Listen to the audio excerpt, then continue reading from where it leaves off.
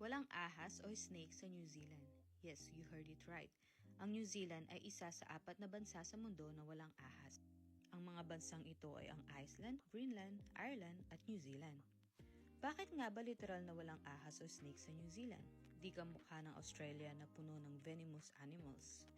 Isa sa dahilan kung bakit walang ahas sa New Zealand, ito ay dahil nga daw sa geographical isolation ng bansang ito.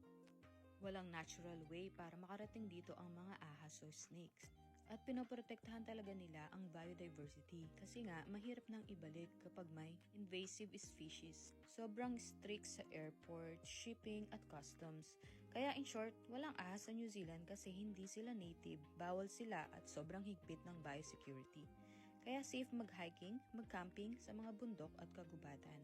Kaya ikaw, kung takot ka sa ahas, tara na dito sa New Zealand. Salamat!